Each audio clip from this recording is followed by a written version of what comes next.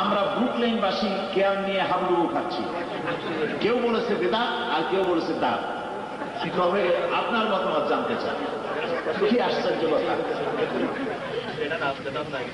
Care, এই যে কেয়ামের সিস্টেমটা, কুরুনে সালাসা এটা ছিল না, রসুলের যুগে মিলাদ ছিল না, সাহাবাই কেরামের যুগে মিলাদ ছিল না, তাবিঈনদের যুগে মিলাদ ছিল না, তাবিঈনদের যুগে মিলাদ ছিল না। রসুলের ইন্তেকালের ৬০০ বছর পর এটা ইজাদ হয়েছে, এটা উৎপত্তি হয়েছে, আবিষ্কার হয়েছে, এটা শুরু হয়েছে।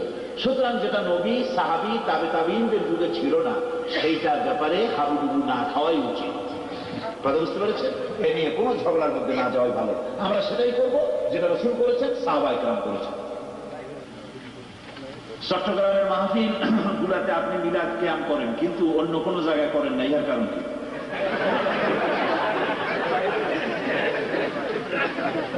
চট্টগ্রামে অবশ্য এখন বন্ধ হয়ে গেছে, কারণ আলহামদুলিল্লাহ কোন জিনিস খুব তাড়াতাড়ি একটা এলাকার কাস্টমস অ্যান্ড ট্র্যাডিশন যেটা গড়ে ওঠে, সেটা খুব সহজে তাড়াতাড়ি করে ভেঙে দেওয়া যায় না। এই জন্য কিছু সময়ের জন্য তাদের সাথে একমত থেকে তাদের মঞ্চে বসে তাদেরকে জিনিসগুলি বুঝাতে হয়েছে। বুঝাতে বুঝাতে এখন আলহামদুলিল্লাহ তারা বুঝেছে, মাজার পূজা থেকে, কবর পূজা থেকে তারা রক্ষা পেয়েছে, এবং এই কিয়াম থেকেও, এ ধরনের কাজ থেকেও আস্তে আস্তে বিরত হয়ে গেছে। কোন আলহামদুলিল্লাহ। কোন আলেমকে পায়ে ধরে সালাম করাতে, আমি বুঝি না সালামের সাথে পায়ের সম্পর্ক। সালাম হচ্ছে আল্লাহর নাম। কোন আহাম্মক, কোন বেওকুফ পায়ের সাথে সালামকে জড়িয়ে দিয়েছে, পায়ে ধরে সালাম করো। নাউযুবিল্লাহ। সালাম আল্লাহর নাম, সালাম কার নাম? পায়ের সাথে তার কিসের সম্পর্ক? এই যে কদমবুসির সিস্টেম, এটা এসেছে হিন্দু মাইথোলজি থেকে। ব্রাহ্মণদেরকে শূদ্ররা পায়ে ধরে এইভাবে দিয়ে তারপরে নাকে, মুখে, কপালে, বুকে লাগায়। আপনারা নিশ্চয়ই লক্ষ্য করেছেন, ছবিতে দেখেছেন, বাড়িতে দেখেছেন, হিন্দু আমাদের দেশে বহুত আছে। লক্ষ্য করেছেন কিরকম? গুরুজনের, মাস্টারের, মা বাপে এরকম তারা করে। মুসলমানদের এই ধরনের কদমবুসির সিস্টেম ইসলামের মধ্যে নাই। রাসূল করিম সাল্লাল্লাহু আলাইহি ওয়াসাল্লাম এটা, সাহাবায়ে কেরাম এই ধরনের করেন নাই। সুতরাং আপনাকে পায়ে হাত দিয়ে কদমবুসি করতে যাওয়া এটা একটা বিপজ্জনক। আপনি যখন কদমবুসি করতে যাবেন, মাথাটা নিচু হয়ে যায়, আর মাথা নিচু কেবল আল্লাহর সামনেই হতে পারে। মাথা নিচু করে যদি কদমবুসি করতে যান, সেজদা হয়ে গেল। আর যাকে করতেছেন সে যদি রাজি থাকে, খুশি থাকে, সে যদি বাধা না দেয়, তাহলে দুইজন সমান পাপী হয়ে যাবে আল্লাহর দরবারে। এমন কাজ থেকে সতর্ক থাকা উচিত। পীর হোক, মরনা হোক, প্রশ্নই ওঠে না তার পায়ে হাত দিয়ে। হাত দেওয়ার প্রশ্নটাকে, আপনি সালাম করুন, এটাই সুন্নত। সালাম দেন, মুসাফা করে বুকে বুকে লাগান, গলায় গলায় লাগান। আসলে হলো গলায় গলায় লাগানো। গলাগুলি, কথাটা হচ্ছে কি? গলাগুলি করা, গলায় লাগানো। এটা কি বলা হয় আরবিতে? মুআনাকা করা। মুআনাকা করা, গলায় গলায় লাগানো। ওনর থেকে মুআনাকা, গলায় গলায় লাগানো। সেখানে গলায় গলায় কোনো লাগানোর সুযোগ নেই। সেখানে কোলাকুলি করতে গিয়ে পেট যদি হয়তো পেটে পেটে হয়েছে, গলায় গলায় লাগানো। মুসাফা করতে গিয়া হাত ধরিয়ে হাত এরকম ঝাঁকাইতে থাকি। ধারণা হলো যত ঝাঁকি তত নেই। কোথায় পাইছে আশ্চর্য কথা, বুঝি না। দোয়াও জানি। একজন আমার সঙ্গে মুসাফা করলো, কোথায় যেন মনে নাই, হাত দিয়ে কয় আস্তাগফিরুল্লাহ। আমি বললাম কি গুনাহ করলেন? হাত দিয়েছেন, বলবেন আল্লাহ আমাকেও মাফ করুন, আল্লাহ আপনাকেও মাফ করুন। কি সুন্দর কথা ইসলামের মধ্যে। সুতরাং সালাম কালাম, সালাম পায়ের সাথে এটা কোনো সম্পর্ক নাই, এটা কোনো যৌক্তিকতা নেই। একজন প্রশ্ন করেছেন, বাংলাদেশে কোন কোন আলেম বলে থাকেন আপনি নাকি টাইটেল পাস নন, কথাটি কতটুকু সত্য? আমি তো সার্টিফিকেট নিয়ে আসি না এখানে। শর্ষিনা মাদ্রাসা থেকে 1962 সনে আমি কামেল করেছি। সেখানে গিয়ে যদি কারো দরকার হয় জেনে আসতে পারে। এগুলি হলো মানুষকে বিভ্রান্ত করা। মানুষকে বিভ্রান্ত করা ছাড়া এর পেছনে কোনো যুক্তিসঙ্গত কারণ নেই। আপনার ওয়াজের বক্তব্য একবার শুনেছিলাম, কাবাঘরের ভিতরে ঢোকার সৌভাগ্য আপনার হয়েছিল। মেহরবানি করে বলবেন কি কাবাঘরের ভিতরে কি দেখেছেন? এই বহু প্রশ্ন, এত প্রশ্নের জবাব দিতে গেলে আমি তো কুলাইতে পারবো না। তো কি দেখেছি এটার একটা কিউরিসিটি আপনাদেরও থাকতে পারে। কাবা শরীফে ঢোকার একটা আকাঙ্ক্ষা ছিল আমার সারা জীবনে, যে যতবার আল্লাহ বহুবার নিয়েছেন, কতবার নিয়েছেন তা আমি গুনে রাখিনি। আলহামদুলিল্লাহ আল্লাহ বহুবার নিয়েছেন। আমার সামনে কত প্রেসিডেন্ট ঢুকলো, আর আমি এতিমের মতো বাইরে দাঁড়ায় দাঁড়ায় কাঁদছি যে আল্লাহ একটু যদি আমার ঢুকার চান্স দিতে, কোনো সময় সুযোগ পাইনি। তো একবারে এই যে গালফ ক্রাইসিস যখন হলো, কুয়েত কেরাকের যুদ্ধ যখন হলো, সেই সময় সৌদি আরবের রাবেতা আলম ইসলামী আমি একজন অ্যাডভাইজার আছি, সেই হিসেবে তারা পৃথিবীর 34টা দেশের সদস্যদেরকে, স্কলারদেরকে তারা দাওয়াত দিয়েছিল। বাংলাদেশ থেকে আমার মতো একজন ছোট মানুষকেও তারা দাওয়াত দিয়েছিল, আরো কয়েকজন 3-4 জন আলেমকে তারা দাওয়াত দিয়েছিল। তো তখন আমার ধারণা হলো যে এইবার যদি এই সুযোগটা হয়, আলহামদুলিল্লাহ যখন আমাদেরকে অনুষ্ঠান সূচি, বারনামাজ যাকে বলা হয়, অনুষ্ঠান সূচি যখন আমাদের দেওয়া হলো রাতের বেলায়, তখন দেখলাম আগামীকাল রাত 3টের সময়, সকাল 6:30টার সময় মেহমানদের জন্য কাবা শরীফের দরজা খুলে দেওয়া হবে। তা আমি আর সকালের অপেক্ষা করলাম না, রাত দুপুরের সময় গোসল করে নতুন কাপড় চোপড় পরে সারা রাত পে কাটালাম। আর আমি পজিশন নিলাম যে আমি আগে ঢুকবো, সকলে প্রায় 400 মেহমান। তা আমি আগে ঢোকার চেষ্টা করলাম, সেইভাবেই দাঁড়ায় আছে, কিন্তু আমি আগে ঢুকতে পারলাম না। আমার আগে তারা ঢুকালো জম্মু কাশ্মীরের প্রেসিডেন্ট সর্দার আব্দুল কাইয়ুম খান, তাকে আগে ঢোকার সুযোগ দিল। 2 নম্বরে দিল আব্দুর রাব আর রসুল সৈয়াদ, আফগানিস্তানের কমান্ডার ইন চিফ, তাকে সুযোগ। 3 নম্বরে আমি সুযোগ পেয়ে গেল। তারপরে ভিতরে ঢুকলাম, ভিতরে ঢুকে তো কান্নার বন্যা এসে গেল। আমি তো আপনাদেরকে তা বলে বোঝাতে পারবো না। 4 দিকে ফিরে 2 রাকাত করে নামাজ পড়লাম, আর সেজদায় পড়ে আধা ঘন্টা কাল আমার দোয়া করতে লাগলাম যে আল্লাহ দয়া করে যখন এই ঘরের মধ্যে ঢুকায়ছ, জাহান্নামের আগুনটা হারাম করে দিল। প্রাণ ভরে কেঁদেছি। আধা ঘন্টা পরে আমার হুশ হলো যে আমি যদি এখানে বেশি সময় থাকি, একসাথে 20-25 জন লোক বেশি ধরে না ঘরের মধ্যে, ঘর ছোট তো, বাইরে লোকের অপেক্ষা করছে, আমি বুঝি তাদের উপরে জুলুম করতেছি। এই জন্য উঠে দাঁড়ালাম এবং সেই ফাঁকে দেখে নিলাম যে উপরে কি আছে। তখন দেখলাম যে উপরে একটা রড আছে, ছাদের নিচে একটা রড, এই রডের সাথে অনেকগুলি জগ, পাত্র, বিভিন্ন গ্লাস এগুলি ঝুলানো। ভাবলাম এগুলি হয়তো আম্বিয়া আলাইহিস সালামদের ব্যবহার করা জিনিসপত্র এখানে তার অভাবে রেখেছে।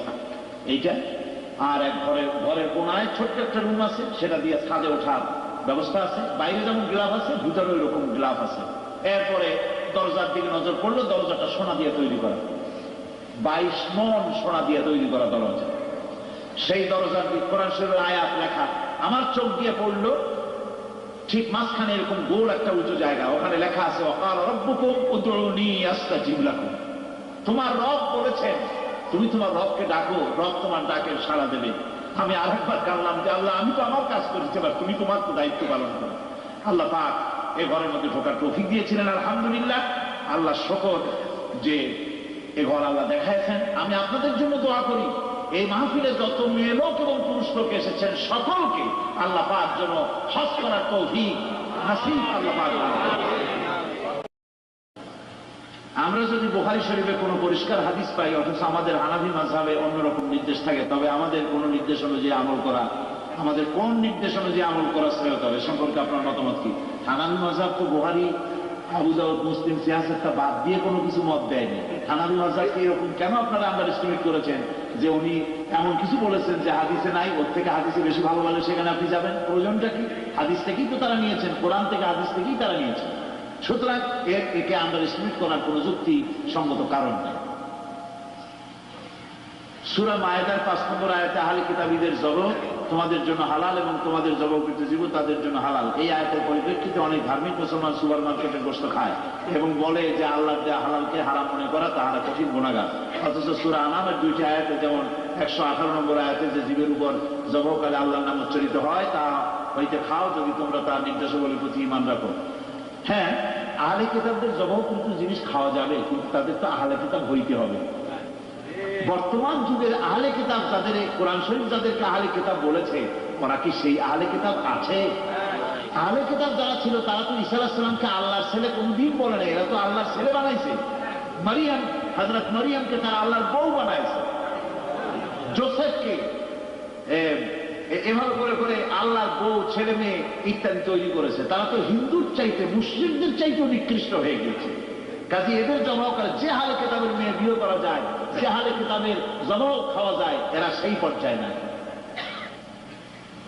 আমাদের বাংলাদেশে কিছু সংখ্যক লোক, বাংলাদেশি মুসলমানেরা বাংলাদেশি হিন্দুদেরকে নিয়ে একসাথে থাকে, খাওয়া দাওয়া করে এবং সালাম দেয়, সালামের উত্তর দেয়। নাউযুবিল্লাহি মিন যালিক। মুসলমান হিন্দুকে সালাম দিতে পারে না। হিন্দু মুসলমানকে সালাম দেওয়ার অর্থ হলো তার সঙ্গে ঠাট্টা করা, বিদ্রুপ করা। সালাম মুসলমান কি দিবে, এটাই হচ্ছে নিয়ম, এটাই হচ্ছে নিয়ম। আর হিন্দুর সঙ্গে একসাথে খাওয়া দাওয়া এটা তো মোটেই ঠিক নয়। আপনি একসঙ্গে খেতে যাবেন কেন? আপনি আপনার মতো খান, সে তার মতো খান, একসঙ্গে খাওয়া দাওয়া করার কোনো জাস্টিফিকেশন নেই।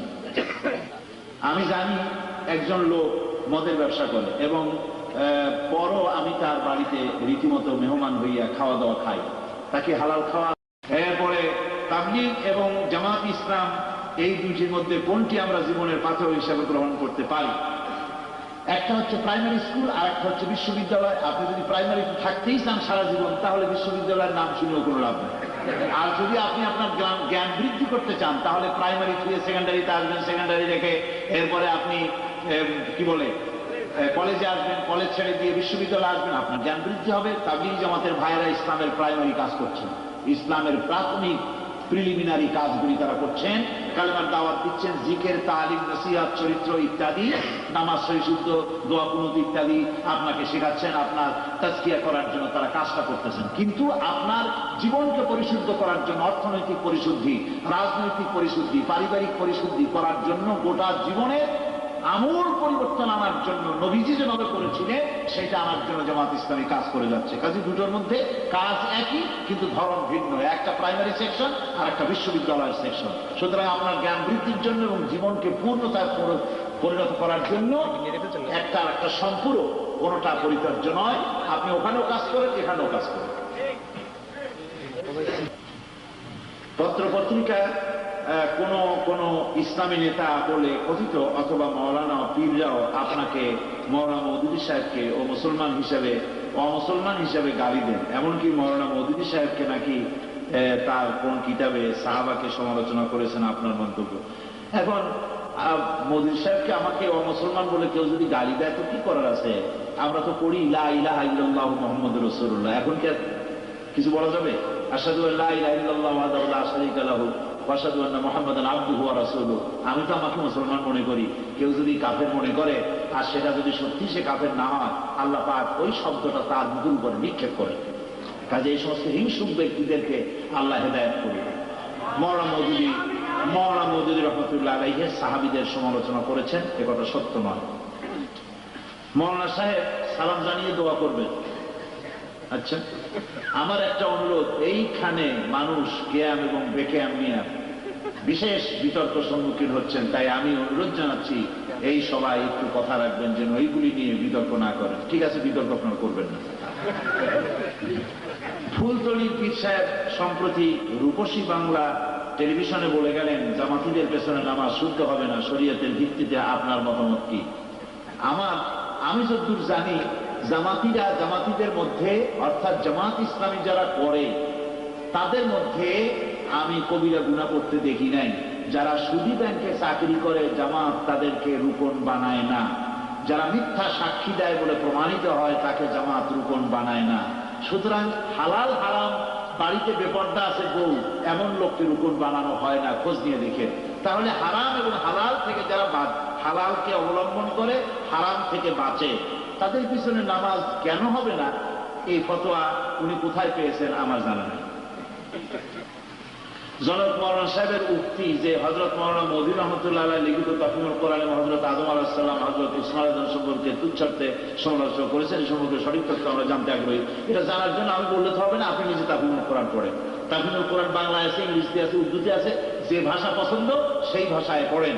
আমি বললাম এটা হলো জিনজার, এটা হচ্ছে আদা। এই আদা খেতে দারুণ তিতা। আপনি বিশ্বাস করবেন কেন? এতকাল ঝাল লাগলো, এখন তিতা হয়েছে কেন? দেখেন হুজুর, আমি একটু সবাই দেখি আমার তো জিব্বা আছে। কাছে আপনার যখন জিব্বা আছে আপনি নিচে সবাই টেস্ট করুন যে তিতা না সত্যি আগের ঝাল আছে।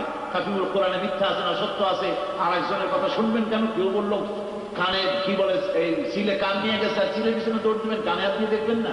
আপনার যখন জ্ঞান আছে, ভাষার জ্ঞান আছে, উর্দু জানেন, আরবি জানেন, ইংরেজি জানেন, নিজে পড়েন এবং তার থেকে সঠিক তথ্য আপনি গ্রহণ করুন। আমি যেটুকু শিখেছি আমার উপরে দায়িত্ব, ফার্স মানুষের কাছে এই কথাগুলি জীবনের বিনিময়, জীবনের ঝুঁকি নিয়ে এই কথাগুলি মানুষের দুয়ারে পৌঁছে দেওয়া, মৃত্যু পর্যন্ত যেন দায়িত্ব পালনের তৌফিক আল্লাহ যেন দান করেন। কারণ আমার পেশা হচ্ছে লেখা, আমি বই লিখি। এ পর্যন্ত আমার 17খানা বই বাংলা ইংরেজিতে ছাপা হয়েছে। এই বইগুলি আলহামদুলিল্লাহ দেশে বিদেশে প্রচুর বিক্রি হয়। আল্লাহ শুকর, তা দিয়ে আমার আলহামদুলিল্লাহ চলে যায় আল্লাহ শুকর।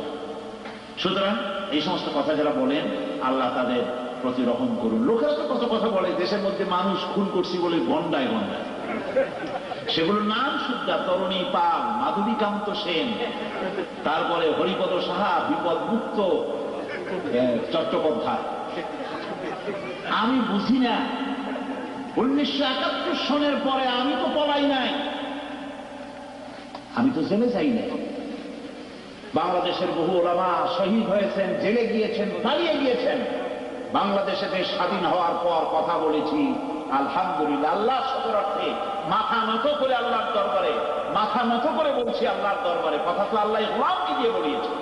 71, 72, 73, 74 যখন মুজিবের দোর্দণ্ড প্রতাপে গোটা দেশ কাঁপছে, রক্ষী বাহিনীর অত্যাচারে যখন মানুষ অতিষ্ঠ, জাসদ করে বলে 7-8 বছরের ছেলে, ক্লাস 7-8 ছেলে মায়ের কোল থেকে টেনে রাস্তার উপরে জবাও করা হচ্ছে, তখন কথা বলেছি আলহামদুলিল্লাহ, এতগুলি মানুষ আমি হত্যা করব, আর যাদের হত্যা করছি তার মা বাপ কি আমার খালু না মামু? আমার বিরুদ্ধে কেস হয় না কেন?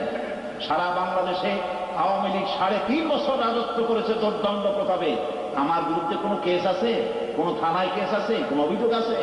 অভিযোগ এসেছে 1990 সনের পরে, যখন জামাত ইসলামী আমাকে তার মজলিসে শুরার সদস্য করেছে, তখন এই সব ভদ্রলোকেরা আমাকে স্বাধীনতার যুদ্ধের অপরাধী, ঘাতক, হাবিজাবি বলা শুরু করেছে। এই সব কাজ আমার গায়ে লাগে না, তাহলে কথা বলতে পারতাম না দেশে। এখানে যেমন কথা বলি বুক ফুলাইয়া, আমার দেশেও কথা বলি বুক ফুলাইয়া, যেহেতু আমি এই ধরনের কাজের মধ্যে ছিলাম না। যারা এই সব কাজ করে ওই সব লোকদের বলবেন যে মাথা ঠান্ডা করো এবং বিবেক রাখো। গণ আদালত বানাইছো, এটা একটা অসভ্য আইন। বাংলাদেশে গণ আদালতই যদি চলে, তাহলে আমি জিজ্ঞাসা করি বিচারপতিদেরকে বেতন দিয়ে গভর্নমেন্ট পোষে কেন?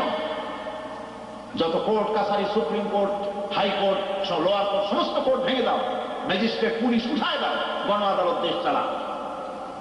কথা ঠিক কিনা? এটা ফাইজলামি, এটা দুষ্টামি, পৃথিবীতে কোনো নজির না। গভর্নমেন্টের আইনের উপর যদি শ্রদ্ধা না থাকে, সে দেশে মানুষ বাস করতে পারে না। ভাইরা আমার, আলহামদুলিল্লাহ, আল্লাহ শুকর, এদের প্রচন্ড বাধা মোকাবেলার পরেও জনতার স্রোত তারা কমাতে পারে নাই। এখানেও যেমন, দেশেও তেমন আলহামদুলিল্লাহ। আসেন আমার সাথে, চলেন সিলেটে। সিলেটের সবচাইতে বড় ময়দান হচ্ছে মাদ্রাসা মাঠ।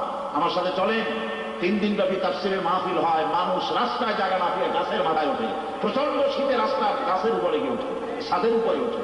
চট্টগ্রামে তাফসীরের মাহফিল যখন 5 দিন ধরে হয়, 3 স্কয়ার মাইলের ভেতরে মানুষ ছাড়া কিছু থাকে না। আলহামদুলিল্লাহ, আল্লাহ বলেন আলহামদুলিল্লাহ। সুতরাং একটা খুনি পেছনে তার কথা শোনার জন্য মানুষ এভাবে দৌড়ায় না। আল্লাহ যারাই সব কথা বলে, আল্লাহ পাক তাদেরকে হেদায়েত করুন। আমরা বলি আমিন, আমরা সবাই বলি আমিন। আর প্রশ্ন নয়।